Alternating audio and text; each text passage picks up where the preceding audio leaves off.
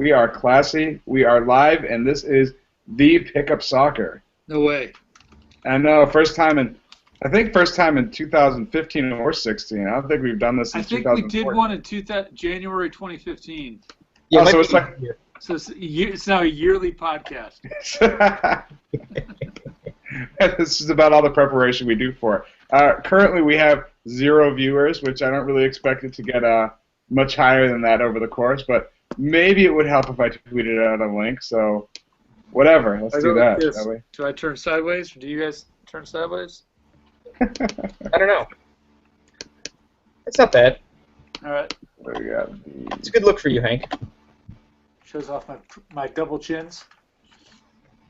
Oh, So yeah, jeez. apologize for the technical difficulties there, guys, but it's been There we go. nightmare. Tough life. So what's going on, man? What do we want to talk about? All the news that's not fit to talk about. I saw a lot of uproar about the MLS Combine and how it's so anti-American that it shouldn't ever be done ever again. Well, I saw that. I saw that tweet earlier by well, I didn't. Maybe you're referring to a different one than me. I was looking at the tweet in from Liv U Bird, and I apologize. I should know his name. He's one of the better American-ish soccer journalists. He retweeted the MLS tweet about something along the lines of "so and so from Georgetown dominates Combine," and his response was, "As long as we're obsessed with fitness tests, America will never be a soccer nation," or something like that. Right. I saw that too, and it kind of sparked off a kind of chain reaction, and it's just basically a big hangout. It's like a big Google Hangout with a soccer ball. They're all just sitting there seeing who can play. But I think his tweet was more in response to what does he run his 5-10-5 and how fast is his 100, how high can he jump, how I don't know, how much can he lift. And I understand the let's say as an American middle school soccer coach, that's as high as my coaching experience goes. It's one of those, there's a little bit of everything. It doesn't matter to a point. It matters. You do need to know, can a person run? Is a person fast? Does a person have any kind of stamina? But I believe his problem was it seems to be too much emphasis on that. Like we're overemphasizing how fast someone is. But I don't think we're. Well, we are a little bit obsessed with it, but not to the point where that's going to diminish us any more than we already are diminished as a soccer nation. Yeah, I think, you look at every other draft in American sports, you're going to talk about measurables. How fast can you skate? How fast can you dribble the basketball? What's your 40-yard dash time in the NFL? And, what's your power numbers in baseball? Whatever the number is, there's always going to be something of that. And it should be a factor in some of your decisions. If you notice, hey, I've got a kid here, he's really good at defense, but he's really bad in the air. What position can I give him that maybe can highlight his defensive skills, holding midfield, fullback, and maybe take less of his need to be good or great in the air? I think there are certain things that you need. But, yeah, the Combine is what it is. It's always going to be imperfect because you're trying to shoehorn in, 80 kids on 4 teams over not even a week. Yeah, and I think there's the main reason why you're there, the Combine, is to see these kids play soccer, right? But you've only got a chance to see them play in 2 games over the course of a weekend. And you've got like you said, you got 80 kids to see, and that you're not going to see everybody at their best. So, given the fact that you can't see these guys, you can't scout the entire collegiate nation effectively, and you're never going to be able to see these guys day in, day out, and what they can do on the field day in, day out. So, yeah, you run them through a few tests. You see what they can do in terms of like how fast they are and how quick they can recover and how they can, how high they can jump. Yeah, big deal. It's not. You're not going to get a situation every game where this person's going to have to jump 3 feet in the air. But it'd be nice to know, if you haven't seen this kid play ever, that, he's got some athletic ability. I think that's one thing they want to, throw in there as well. I don't think they should be basing their roster based on how high the kid can jump, that would just be ridiculous. But it's just I think that's sort of where that's where I draw the line. Is it's sort of this idea of, I'm going to reiterate what both of y'all said, which is that idea that you can't get anything out of a player over the course of 2 games when they're playing with players who they've, in all honesty, never played with before. You're not going to see what they can really do. And this goes back to the whole idea of the draft is dumb anyway. yes. Just the whole setup of it. It's not necessary. Most of these players are going to play a year or 2 at most, and they'll end up as, if they're lucky, USL or NASL players for the rest of their soccer playing career. Maybe at this point you'll find someone who will make a difference at the MLS level. Maybe you'll get lucky and you'll find someone who ends up in Europe or makes an impact for the national team. With the growth of academies where they're watching these kids day in, day out, especially over the summer or maybe even longer than that, it's not necessary anyway.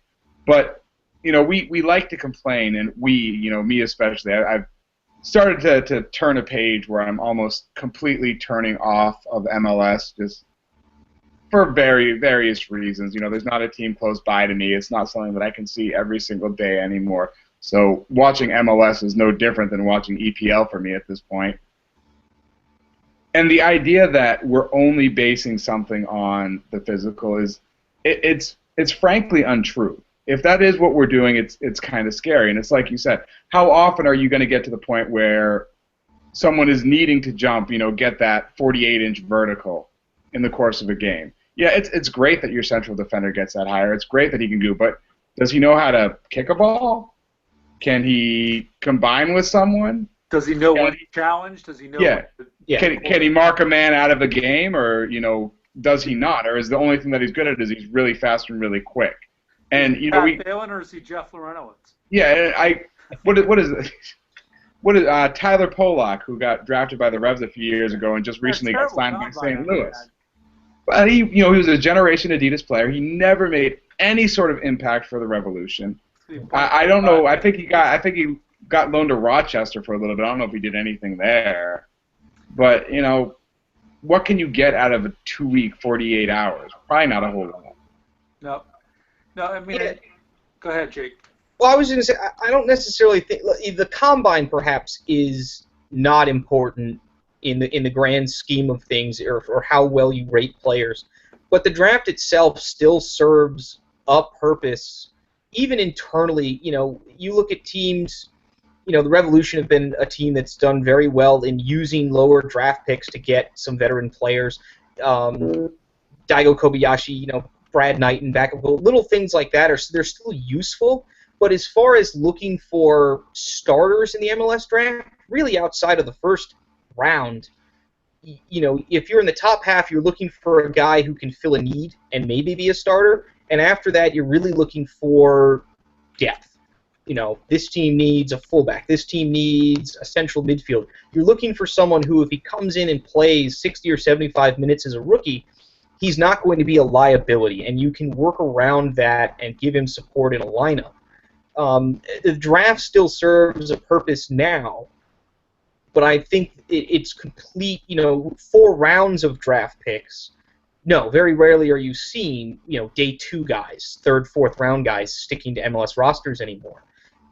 Those are going to be more players where you are going to see them in the USL for a couple of years, and then you're going to see if they can stick with whatever MLS team drafted them. And that's sort of where you have this balance of, Red Bulls drafting 10 homegrowns, or half of MLS starting a USL 2 team. You're seeing different teams take different approaches to how they want to sort of fill the back end of their rosters from the draft, from their academy system, and still trying to develop players up to the MLS level. But you automatically know, 10 to 15% of these guys are going to stick around for 3, 4, 5 years. And they'll all become bankers. Insurance salesmen. Or Papa John's drivers. I tweeted it out because I'm curious for the 0 people who are listening. Holy cow, there's my voice really loud. Feedback going on. What the hell am I echoing off of? Probably me. All right. I blame Jake, too. I don't have headphones. It's my fault. So, honest question. Can you name let's go with just the number one draft pick. Without Googling, without Wikipediaing, can you name the last 3 number 1 draft picks from the Super Draft? I know Kyle Laren. Andrew Farrell was, I know, 2013. 2014. No, I couldn't give you 2014. See, I even forgot about Andrew Farrell. Wasn't Andrew Farrell 2014? I think he was. No, I think he was further back than that. No, I think he was 2013. Hang on. I can find it. Anyway, no, the answer is no. I can't. And I yeah, without cheating, without looking back, I know I can. It sort of shows you the holy cow. Oh, damn it. I should have known this because I'm a UConn guy. Andre Blake for Philly. Oh, yeah. Oh, see, that's not even a difference maker. Not yet, no. No, but the point is we didn't remember him.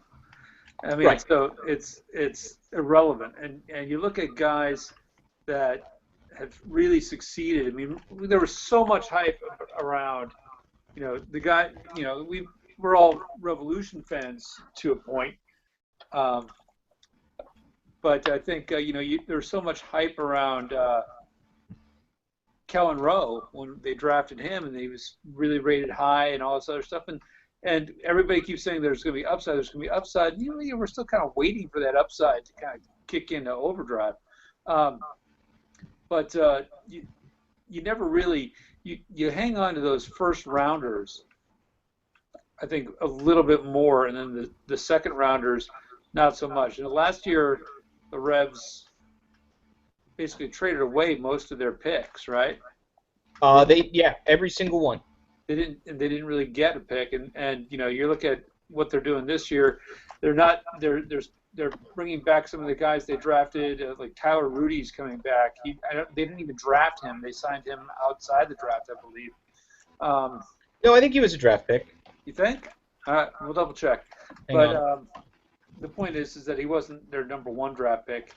There were a couple guys there that they're looking at. They're looking to fill their roster in other ways. I think they're starting to realize that they're not going to get a lot out of the draft. They're not going to get the kind of quality that they need, and I think a lot of teams see that. You also see a lot of teams doing the whole New York and the FC Dallas thing, where they're just signing a bunch of their homegrown players rather than rely on the draft. Well, I was wrong on 2 counts. Revolution did have a pick last year, Mark Fenelus, who got cut. And I don't even know where he is right now. I'd have to go and find him. But no, Tyler Rudy was an undrafted rookie free agent. Right. So I'm sort of wondering overall. I'm getting back to Jake. Holy cow! I muted Jake. All right. So hopefully Jake can still hear me, and I'll unmute him when I'm done talking. But I've had this theory lately. I've getting back into the NBA over the last couple of weeks, and it seems to me that it's not just with college soccer, but it's with college football and with the NBA and with MLS and maybe baseball. I don't know who cares about baseball, but college sports doesn't seem to be really preparing people for the professional ranks anymore. Steph Curry is probably the best player in the NBA right now. It took him, 4 or 5 years to get to that point where you could do it? Feels like he's been around forever. Yeah, it doesn't seem like, I remember being in middle school, high school, someone got drafted, top 3 picks in an NBA draft, and you knew they were going to come in, average 20 points, 10 rebounds, and 3 assists. I don't think that's ever really been the case in MLS other than maybe the first couple of years, but I don't think the NCAA is doing its best to, get players ready for a professional environment. And I think that's one of the things that everyone's sort of been complaining about over the last few years, not just in MLS, but especially in MLS, but over really all the big sports in America. Jake, what are you doing? I was trying to find an article. I can't remember who it was or where I saw it. It might have been one of the DC guys, so Charles Bame, among others. And they were talking that, a lot of the NCAA guys aren't really thrilled with how their setup is right now, where college soccer is, a fall-only sport. You're playing the championship in December, when what they're really trying to do, I guess, is sort of figure out a way how to either make it year-round or split the season, do something to keep some of these kids playing year-round, because right now in the winter you're probably taking, what, a 4 or 5 month break between, the entire, spring semester before you start playing with your PDL team. I mean, that's a long time to, not be playing, legitimate soccer games or training, 5-6 days a week, whatever the college schedule is. I know a lot of people who say, like, that is one of the drawbacks. It's not so much the MLS draft or the combine or whatever. It's just college soccer as it is right now is not designed for, training professionals. But yet we see the influx of international kids that sign out of college. They come here, they want the education, and then they become professionals. So there's still, there's still a need for it. It's just a matter of optimizing or expanding how that works, I guess, on the grand scale. Yeah, that would be something great. I actually remember this past College Cup, listening to Taylor Twelman was talking about it. They had something like, where they were playing something like 30 games in 8 weeks, something. Basically worked out to like 2 games a week. Plus they have school and normal, athletic, collegiate requirements, etc. So you have to make sure you're keeping your grades up. You go to class, play 2 games a week, and then have this big thing right at the Christmas holidays. And then they take like Jake said, they take the rest of the year off, and it's kind of crazy. And the NCAA, to Abrams' point, has been the reason why they continue to have these substitutions and the way that they structure their games with the timeouts, et cetera, is because of the wear and tear that the student athletes are taking with such a condensed schedule. If they were able to break it out over the course of the year, maybe do a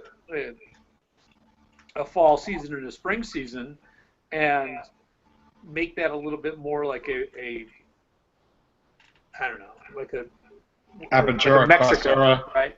Apertura, Clausura. I think he could do something like that and have a fairly good season, and then at the end of the year have a really important, meaningful match that really showcases the best of the country. Yeah, or even during the summer, you can have, the full-fledged, college, cup, group phase, not a single elimination.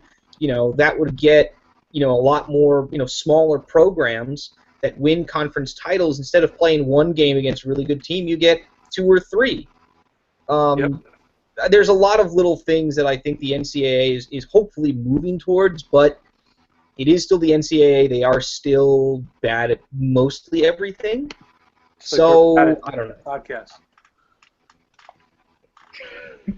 So I just want to point out that Steven over at Yellow Card Podcast let us know that the last 3 #1 picks were, I guess it would be Andrew Wenger, Andre Blake, and Kyle Larin. Or as I put them, who, and hey, a good one. Okay, so Farrell was 2012. Yeah. Okay. Wow. That's fine. That means this is going to be Andrew Farrell's 4th year now. Yeah, so he's probably got a year left in MLS before he's gone. But anyway. Where are we, sir? I don't know. I'm so we get the draft is this Thursday, right? And I don't know. Again, don't know why they do it on a Thursday. Because it's must-see TV. TV spot in the afternoon. Why not? No one else. They're not. Are they even on TV? I have no idea. I assume the first 2 rounds usually are. Because they weren't on TV last year. I thought it was on last year. I don't think so. All Right, hold on. Let's ready. Throw in. All right. Ashley Cole to the Los Angeles Galaxy. Mute Jake. Thank you. Let me try that again. Throw in Ashley Cole to the Los Angeles Galaxy. Holy crap! Is that the worst idea ever? The worst, best idea ever. Well, yeah, they just go out and they get Jeff Lorenowitz. right? Yeah, which makes sense. Yeah, because when Ashley Cole's leg gives out on him, and he gets turf toe, he's not going to be able to do it. Is that a done deal with Ashley Cole, by the way? I think it's still in the rumor stage. Wow. I'm not 100% sure, but I think it's still in the rumor stage. But all right, so they sold Omar. Yep. I believe they sold Juninho. Did they sell Juninho, or did Juninho just leave? I think it was a sale. Okay, so they sold Juninho. They went out and got Jeff Loreno, which I believe is a free agent, so he's one of these, landmark free agent signings. And now they're going to bring in, possibly, allegedly, Ashley Cole. Yep. Why? And then they also just they're moving to get Jolien Lescott and another guy from the EPL. I just saw this earlier today, and I looked it up on my computer, but that's not working right now. So they're looking to bring in a couple of other really big names as well from the EPL, and it's like, well, where are they going to put all these guys? What are they paying these guys? Are they paying them in like Herbalife product? Well, Ashley Cole, from what I read, was it was going to be $700,000, and it was going to be all TAM money. Which again, TAM is a thing I don't understand at all, nor do I wish to understand. I just think it's hysterical that they're signing a guy who, and I wish I could find the quote to pull it up, something along the lines of, "I'm not ready to go to MLS and retire on the beach." That's right. He said that 2 years ago. And now, I guess 2 years later, he is ready to go and retire on the beach. Well, if he wants to go retire on the beach, let him go retire on the beach. I don't understand why he has to go play soccer in L.A. If he thinks it's a paid vacation, I can't wait for that first game when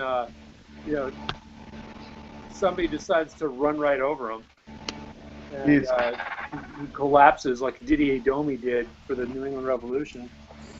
But it's like, why? He should call up his good friend Abel Xavier. But I mean, why sign a player? I mean, Jesus, this is not someone who's gonna put butts in the seat, right? Nope. I mean, there's not a huge Ashley Cole contingent anywhere in America. He married to a Spice Girl once upon a time. Was he really? Which one? Did he? Wasn't she a Spice Girl? She was Cheryl Cole? Oh, maybe she wasn't a Spice Girl, but she was like of that ilk. She was a band. I'll have to look it up. I don't know. Just lucky. I know who the Spice Girls are. She hung out with them if she wasn't actually a Spice Girl. The fact that we're discussing this right now shows that no one cares about Ashley Cole. Who the hell is Ashley Cole anyway? But I mean, all right. Cole. You're gonna sign a player who's openly disparaged your league to a MLS terms big contract. He doesn't bring anything. And I say this now, and he's going to come in and be incredible, and I'll be like, well, I need to shut up now, but I don't. It's just I don't get it. I just don't understand why they can do it, because Robbie Rogers can play right back for you. I mean, is he really going to play right back, or are they going to move him in the midfield? I don't understand. And if they're going to move him in the midfield, why did they get Jeff Lorenowitz? I don't. It doesn't. The signing itself doesn't make sense to me. Considering you're bringing in an aging right back, when you've got serviceable right back, left back options already on your team, doesn't seem like it's a well thought out move. But as always, he'll do fine. As always, he'll do fine, and LA will make us all look like idiots. I think the issue is it's not that it's Ashley Cole at however old he is or whatever position he's going to play. The question really is Ashley Cole that much better than Robbie Rogers or Dan Gargan or AJ De La Garza, or whoever's going to be playing fullback for the LA Galaxy? The answer is probably no. So why would you go and sign him to a $200,000, $300,000 contract? What? Does he really bring that much more to your team than what you already have? 700K is what I read. I'd have to go back and find it. I've seen 2 reports that say it is a TAM contract. Yeah. I've seen one where it's not, where it's not even a DP contract. See, I just don't think it's. Yeah, and even if it is a TAM contract, let's say it is $700,000 and you're buying that down, why are you wasting the majority of that budget on Ashley Cole? I don't know. To have an extra DP spot for, I don't know, whatever the Galaxy whatever they want to do. All right, it's like they bring in Giodo Santos, and it's sort of like, wow, that's a huge signing, and I understand. It makes sense on every single level. It makes sense on a playing wise. It makes sense marketing wise. There's not a level where the Gio signing doesn't make sense. And then I don't see the level where signing Ashley Cole makes any kind of sense other than getting people to talk about it. It's not like bringing in Drogba, who we're going to talk about him in a second. You bring in Drogba. Drogba's at the end of his career, but he comes in and he friggin' dominates. But even coming in, even before he came in, even though I knew that he was not a quarter of the player he was, I knew he was going to dominate MLS. Now, not to the level that he did. I'm not, that psychic. But, it's a bigger name. It's a bigger player. It's, there was that as like the Gio signing, except on the older end. It makes sense on every level. The Ashley Cole signing. Yeah. Why? Yeah, I think what we all underestimated with the Didier Drogba signing was he didn't have to be the fastest or the best player on the ball, and you know what? He didn't look like he was a 37-year-old player.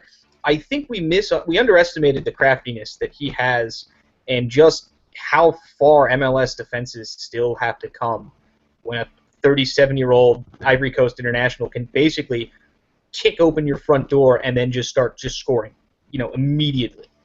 And we saw it against New England. We saw it against basically everyone until the Crew in the playoffs, and they still won that series, Columbus. But, my goodness, the saga aside, which I'm sure Abram wants to talk about, that probably should go down as one of the best midseason signings ever. Yeah, in the league. To get Montreal from 7th or 8th place up to the 3rd seed, that's staggering. That's better than what Jones could have done for New England. Well, let's stick there for a second with Drogba, because that's sort of what I wanted to sign. What's the MLS legacy of Didier Drogba? Is it great signing who came in, scored whatever goals, something like 12 goals over 14 games, and then retires, and whatever the hell he's doing, going to be a Chelsea coach or whatever? Is that his legacy? Is his legacy great player who did great things for Montreal, or is legacy old guy who comes in, dominates, and proves a retirement league stigma? Well, I think there's 2 things of it, right? One is this whole thing he's trying to do with Chelsea, and that I think is a stigma on itself, because he did not play a full season here, and he was actually quoted as saying how tough it was to play here with the travel and how it adds on to the wear and tear. I think over the course of the season we wouldn't have seen what we would never know if Didier could have held up over the course of the season. But that being said, seeing him live was probably I've seen lots of good soccer players, play internationals, play, regular games, friendlies, etc. Didier Drogba was by far the best soccer player I've ever seen play live anywhere. And he totally brought it to a whole new level. When he came in for that final game of the season, I think it was the final game of the season where they were saying, it's the last game. They've got, they really don't want to risk him on the turf and blah, blah, blah. He played all 90-plus minutes, and he was the best player of the day. Absolutely, out of all the games, MLS games that were played that day, he was the best. And that in itself just says, okay, can the league is the league really has it come as far as we all thought it had, or is this guy just, on a different level? And I think it's a little bit of both. Yeah. I would like to remember Drogba for what he was on the field, which was amazing. And there's no other way to put it. He was that good. For however brief a time Didier Drogba was in MLS, if he does retire and go to Chelsea, if he does play something like 25 games for Montreal this year, I want to remember the positive of it, because it's not like Didier Drogba is going to sign another contract and play somewhere else. What he wants to do is perhaps go into coaching for a mediocre English team with a lot of money, and that's a very unique opportunity for a club that he spent a lot of time with. And I will never, begrudge someone for wanting to go back home or wanting to go and coach or do something with a team or an organization that they had played with in the past. That's a unique thing, and if that's what Drogba wants to do, then that's fine. I would much rather, more from a fan perspective, I'd much rather remember the player on the field than whatever's going on now in the off season. See, and then here's my thing, and I get what both of you are saying, and I absolutely before all this news dropped about Drogba possibly going back to Chelsea, and I was waiting for the MLS schedule to drop. Orlando was the closest MLS team to me, and I said to myself, you know what I want to see this year? I want to go see Orlando play Montreal in Orlando, because it's 7-hour drive. It's not too bad. I'll go see that. But it wasn't about seeing Orlando and Montreal. It was about seeing Kaká and Drogba. Yep. Because Kaká is probably my all-time favorite European-based, I know he's Brazilian, but European-based soccer player. And Drogba is probably just a step below there. But it wasn't about seeing the MLS teams. Yeah, it's about seeing the players. It's like, it's the good of it and it's the bad of it. I don't care about Orlando especially. And I definitely don't care about Montreal. I couldn't name 4 other Montreal players. I could probably make it up off the top of my head, the week before they're playing the Reds, so I could, pretend I knew what I was talking about on Twitter. But I probably can't. And the same with Orlando. I know Kaká, I know Kyle Larin, I know Breck Shea, Tally Hall I don't think is there anymore. Maybe he is. I don't friggin' know. But MLS to me for a long time was trying to get out of that retirement league stigma. And they were like, look, we have academies that are producing a Juan Agudelo and an Andy Nahar, and look what Freddie Montero is doing, and he came up in MLS. But it feels to me over the last few years that it's been a major step backwards. And I think that's epitomized by Drogba. The Gerrard signing, the Lampard signing, the Drogba signing, the Kaká signing to a point, although I think Kaká was a little bit younger. The Robbie Keane signing. Robbie Keane, to me, was a very average player over in Europe, and he came here and he just tore, and he still is at, I think, 35, 36, I think he might be older than me, is probably going to have another year where he scores another 12 to 13 goals and gets another 12 to 13 assists. And it's kind of, yeah, I get the appeal of pulling in these players with the big following. It's sort of like what I was saying about Ashley Cole. I get about signing players who have that name recognition, who have that name value, but at the same time, does that make us any better than a China or a Qatar? Well, I mean, I think it's a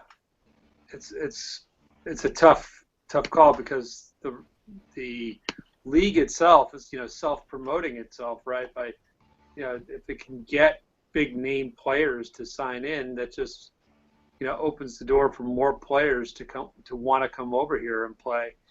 But at the same time, it's got structure in place that with the salary caps and whatnot, it's going to prohibit really big names from coming over here.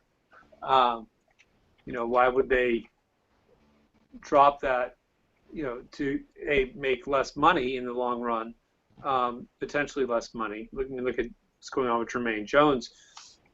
But also, the level of soccer, if you're a young and up-and-coming player and you're being, choice to play in America versus England, you're going to take England because supposedly the level of competition is higher. Now it all depends on like whether or not you're going to get on the field. Ask Yedlin how his deal's working out for him. He got signed to Spurs and then loaned to Sunderland. He's not even making the field. So that's the caveat there. What happened with Breck Shea? Nothing, right? Now he's back. I don't know. I think it's a tough call for the league because they want to be able to say, yeah, we can get these big names and these players come over and they say, hey, yeah, it's really tough, but it's tough because of the artificial services and the travel, and the level of quality on the field is maybe mid-tier, championship level, which I disagree with. But you look at these players that have come over the last few years, like Drogba, and just tear it up. Robbie Keane tearing it up still, it just shows, what a quality soccer player who's been brought up in a good system, and trained right over the last 20 years or so, and the level that they play at really has an impact. And Thierry Henry, a perfect example, a guy that just lit it up over here, was by far the best player on the field most of the time. Just we're not there yet. MLS is not there yet, but they've got to keep trying to sell it to these guys to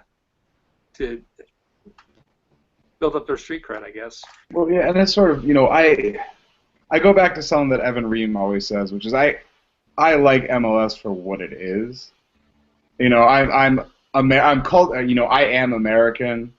and so the fact that it's an American league entertains me. But if I want a place that's good soccer consistently, I'm probably looking someplace else. And Evan also, of course, covers USL, but fuck Evan Ream. Who? No one cares about Evan Ream. I think there's a balance between signing, the Robbie Keanes, the Beckhams, the Thierry Henrys, the Kakás. You need to balance that out by also getting the Kai Kamaras, those mid-level guys that are really good, but they don't play in the Bundesliga. They don't play in Spain or England. And Kamara played in England. Yes, he did. Well, you know what I mean. You're looking for a balance. Yes, you want to develop guys. Yes, you want to sign the big name stars, but more important, Kai Kamara going back to the Columbus Crew turned that into an MLS Cup team. Yeah. With essentially the exact same roster they had the previous year. You look at all the guys, Portland just won the MLS Cup with. None of them are,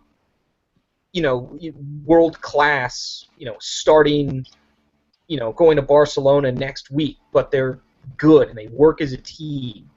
And there's always going to be that element of, well, God, what makes it American soccer? There's either a toughness or a slowness or a style of the game that will always make it American. But that doesn't mean that it has to be, bad or boring or Manchester United boring, which is a whole separate level right now. There's always going to be, a balance. You do want to have some of the big name stars, and I think you need to sign a Didier Drogba at 37 in order to maybe get another guy at 30 or 31 who's maybe not in his prime but more at the tail end of his prime. Someone who can still function and play 30-something games in MLS, which is really hard to do, and still be effective for all those 30 games when he is out there. So I don't know. It's sort of a balance. No, I don't know. Valid point, Jake. I think that's probably the smartest thing you've ever said. I concur with that assessment. Usually no one cares about Jake Kennedy's. You're going to have to sign Pirlo and watch him not mark Kellen Rowe in the corner. How the hell did I forget Pirlo in my list of players who were friggin'... I tried to mention it to you like twice, but if we had the ability to play that video right now, that might have been my favorite highlight in all of the 2015 season for two reasons. One, I was in Yankee Stadium when that happened. Two, I didn't realize how glorious it was until I got home and just watched Pirlo just stare at that glorious header on a loop. Probably about 10 minutes longer than I should have. That was funny. That was by far the best expression ever. Speaking of Pirlo, are you ready? Ready? Segue. Was it you that I was having that conversation with about the top 100 players in the world? Yeah. That's exactly where I was going to go with that. Giovinco's on that list. Why don't you throw that one? Don't tell me Pirlo made this list. Pirlo is on the top 100 list as an NYCFC player. And he's at the top.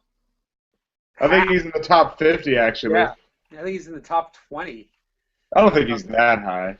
I do. All right, so what? So Hank and I were having I think it was Hank and I, were having a discussion on Twitter where I said something along the lines of MLS shouldn't be bragging about the fact that he made the list because he sure as hell didn't make it for anything he did with NYCFC. Right. But every article on the MLS website was NYCFC player, Pirlo, top 100 player in the world, and all I could think is, no, he's not. No.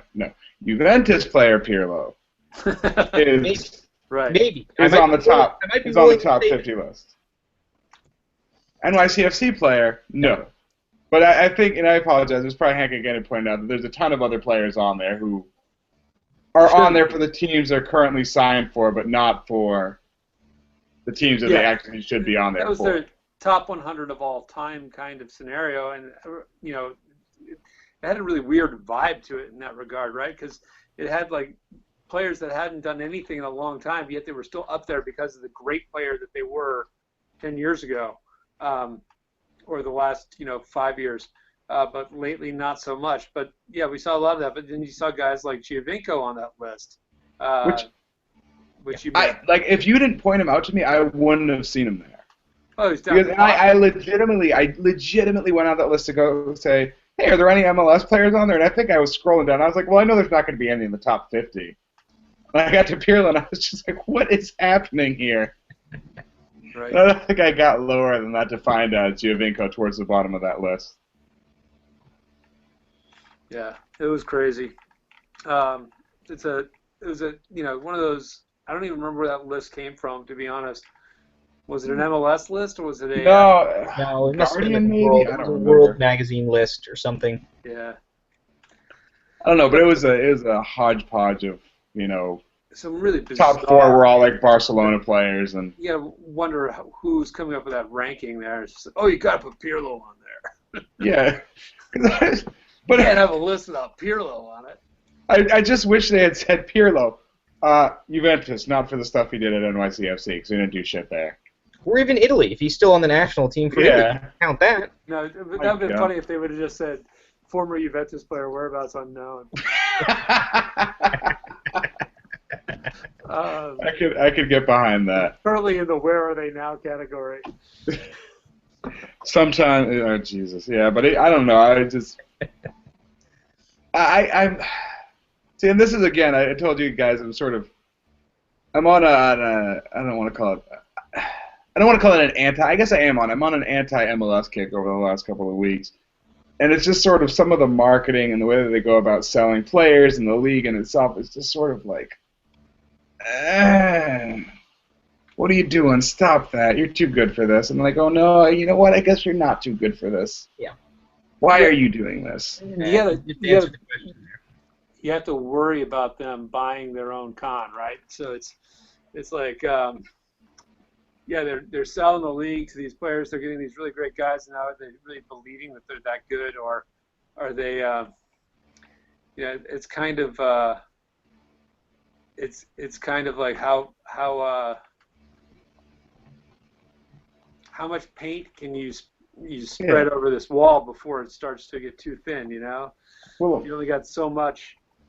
Of the who was it? Football Intellect on Twitter tweeted out something a while back about, and it looked like a legitimate article from the MLS press box that said something along the lines of MLS is now most talked about league in the world. I don't remember what it was, something ridiculous, and it was something that he made up, but I read it and I was like, oh my god, I know this is real.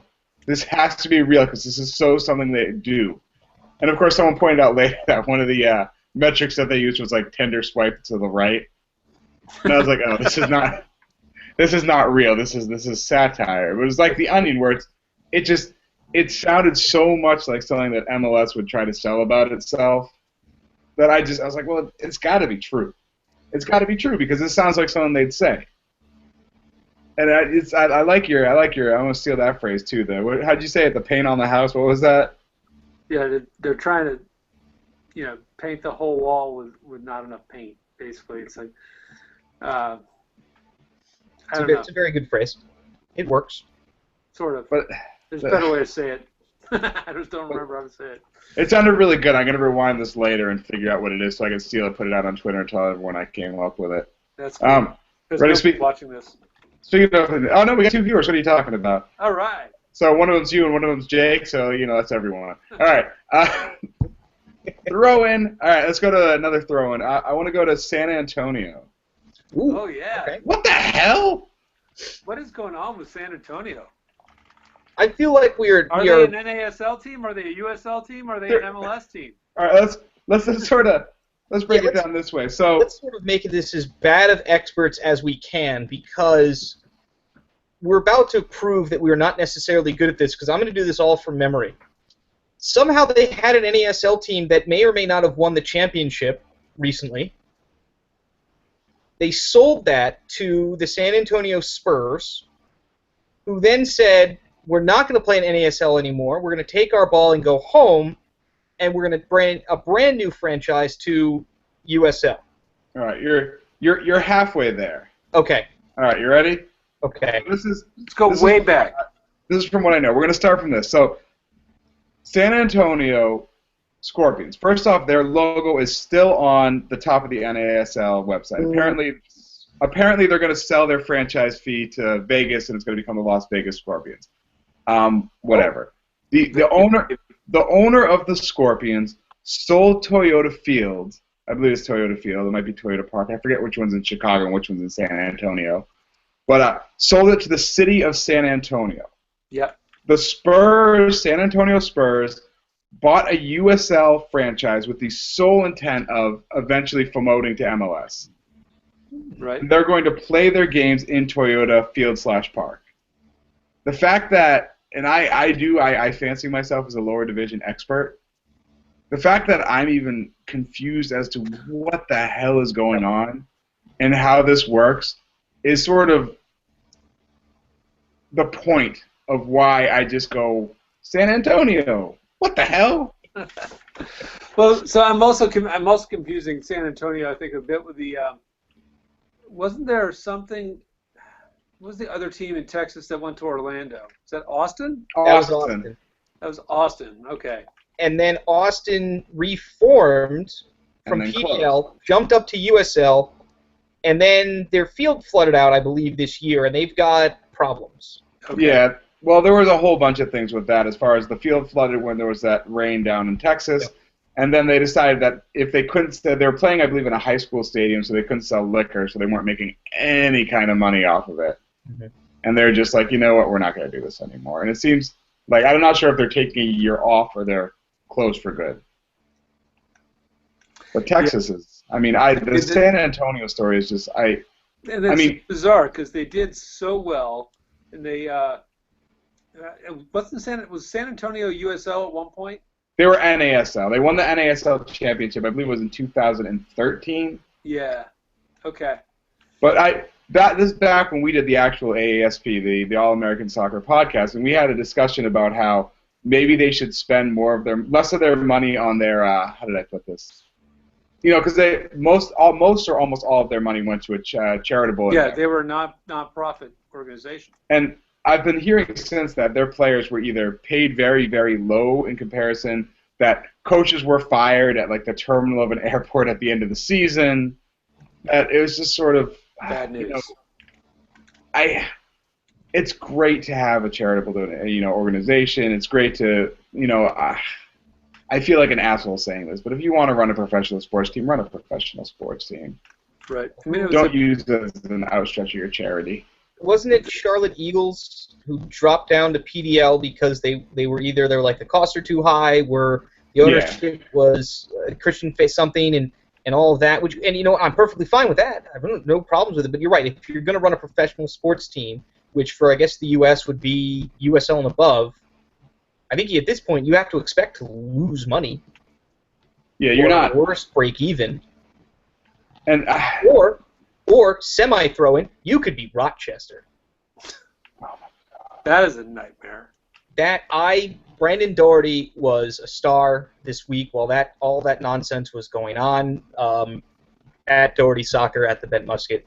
He, you imagine that, you're, San Antonio, with NASL, that's a whole separate thing. We're going to, new ownership group, we're going to play in this league. That's different. The defending league champions ownership group gets thrown out of the league by your commissioner. And they didn't even put up a fight. This is essentially like someone going to the defending League One champions and saying your owner isn't good enough anymore. You're now broke. Well, it wasn't even that, Jake. It was like the guy was just basically saying, "I'm done." Yeah, I don't want to do this anymore. There's a little bit. There's a little bit of both there. But they've got back debts to the city. The stadium needs a bunch of improvements apparently, and it's a much bigger thing than we're going to be able to describe here in a few minutes. But I mean, it's just. This isn't like it's some team who's running on a shoestring budget. I mean, this is Rochester, who as Abram has said, I think more than once. There's the running joke: we should have a 30 for 30 for a bunch of soccer stories, and the Rochester Rhinos '99 U.S. Open Cup team should probably be one of them. That's a team that almost on more than one occasion joined MLS. Yeah, they should be an MLS team. Yeah, they probably should have compared to the Miamis and the Miami Fusion, the Tampa Bay Mutiny, and those teams in the early part of MLS expansion. You had an actual fan base who could have supported a team, even in a Green Bay Packers type market. We know it's small, we know it's not for television, but it'll work. We know it won't fail. And now, 15 years later, apparently we were wrong. You don't have an owner. I mean, it's just a horrible situation, and I'm gutted for everyone who loves the Rhinos, writes about it, covers them. We can only hope that they get any type of remedy for that situation. I hate to say it though, but it's sort of you kind of saw it happening. I mean, and I apologize. I want to call it Soren Stadium, but I believe that's wrong. Shallons. It's something with an S. Yeah. It's been slowly falling apart. I mean, even the Columbus Crew Stadium, as Crew Stadium was falling apart, it was getting fixed. This one's just been falling apart and falling into a state of disrepair over a while, and they're not selling out, and it makes me sad. Yeah, and they've got the Rhinos. They're going to be managed by the league right now, which MLS has done in the past. On more than one occasion. In fact, when it started out there, there was just like 3 owners across the entire league. But this is a situation reminiscent of Chivas, right? And yeah, a little bit. You get a organization in there and just run the league for a year and then wind them up. And what are you going to do with them? I think this team is. Given the fact that they are league champions, that there's a ton of talent, and they've got the best coach in USL, coach of the year, this is a team that's prime to be picked up and get a farm team, right, from an MLS program. This is you look at somebody like NYCFC. It doesn't really have that huge presence here in the States. That might be a great pickup for them to take over that team, or dare I even say Bob Kraft, which we know he'll never do. You dared to say it, though. I dared. And maybe Precourt. I don't know what they've got going on in their league, but yeah. I see, and I would love to see someone come in and pick it up not as an MLS affiliate. Yeah. I just don't see that happening. I feel like everyone who's joining USL now as a non-MLS2 team is joining with the intention on becoming an MLS team. It's what I guess Rio Grande is technically Houston too. Houston. But Cincinnati, Sacramento, there's another one I'm thinking of who I'm blanking on right now. San Antonio, obviously. But all these teams that are joining USL now that are not joining directly as MLS affiliates are doing it for the sole reason of moving into MLS. And it makes me think back, because originally Rochester was going to play in NASL. And I'm not totally sure why that didn't happen. I think that was the idea when it went into USSF. I think they just said no. I think Rochester just looked at it and said, we'd rather go and stay with whoever else. When the A-League dissolved and the NASL sort of became that de facto second division, I think they just said, no, we're just going to stay right here. And that was probably the right call. Yeah, I don't know, but it's getting late. Yeah. All right, so I need to reformat my hard drive. that happens when you get to be our age, Hank. Our age. Our age. You young whippersnappers. I think Jake's the young one on this call. Not that much though. On that, I don't know if any of you have anything to plug. I don't do shit now.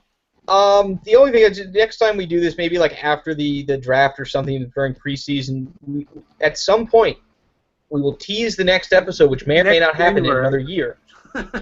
On the next episode, we will ask, is Toronto FC even good at soccer? On the next episode, we'll be talking about the 2016 MLS Cup champions. So, be prepared for that. I'm Abram Chamberlain. I'm on Twitter at MindofAbram. I do some shit. I think that's about it. Hisco's at Hisco5, Midnight Ride Podcast. I don't know what else he does. Jake is, oh, good God, at Jake, whatever the hell his last name is with some number Jake at the end. Kennedy's 43 at thebentmusket.com. Yep. And yeah, that's weird. On that, Abram just looked at my last name and went, nope. On that, for our now 0 viewers, we got up to 3 at one point. Awesome. Good luck and good night, and go watch Denzel Washington win a Golden Globe. Yeah.